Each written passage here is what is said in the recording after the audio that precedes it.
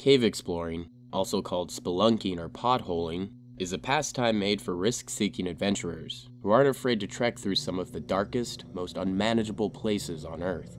Exploring a natural cave system and conquering its obstacles is just another exhilarating way for these adventurers to push their potential and feel closer to Mother Nature. But as with all dangerous hobbies, the chance of death is always looming, and whether novice or expert, the simplest mistake may just be your end.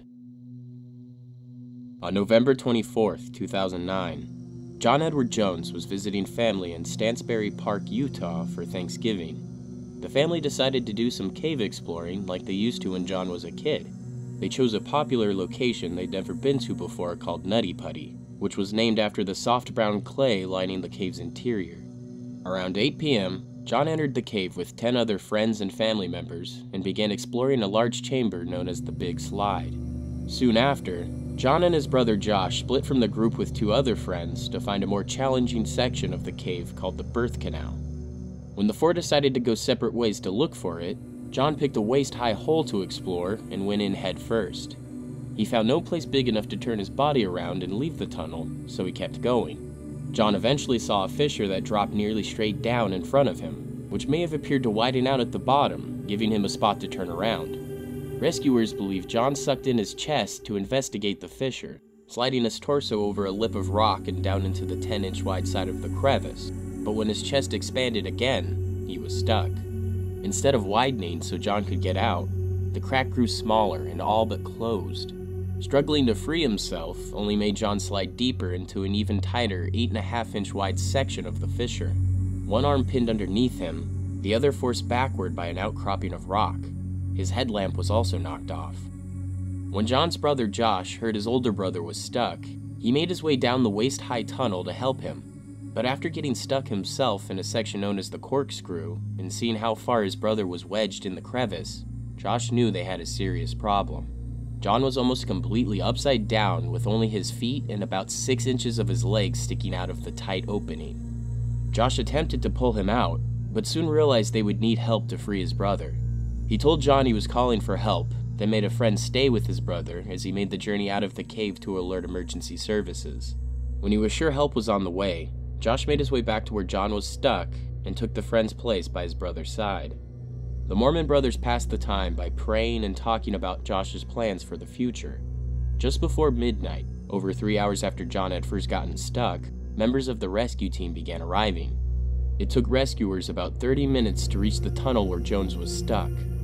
Around 12:30, rescue team volunteer member Susie Matola reached John and greeted him with, "Hi John, my name is Susie. How's it going?" John's reply sounded distant. "Hi Susie, thanks for coming, but I really want to get out."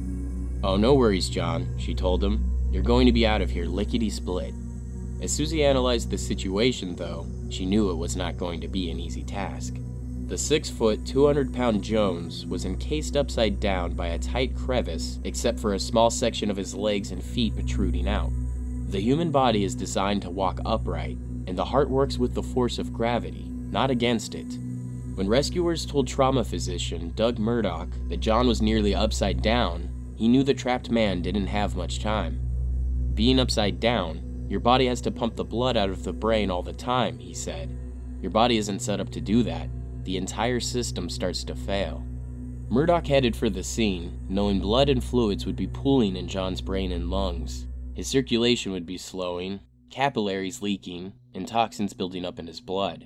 If the rescuers were to free John, those toxins could rush to his heart and kill him. There are very few studies about the long-term effects of being upside down, but Murdoch thought John might have 8 to 10 hours to live. They attempted to tie a rope around John's legs and pull him out, but the friction of the rope on the rocks of the cave walls was just too great. The small space they had to work with, and the depth that John was stuck, also made using big equipment impossible. Many chisels and a drill were used to widen parts of the cave. However, the smaller tools were not working fast enough. They then began constructing a pulley system out of climbing cams, but each trip into the tunnel to pass a piece of equipment took nearly an hour.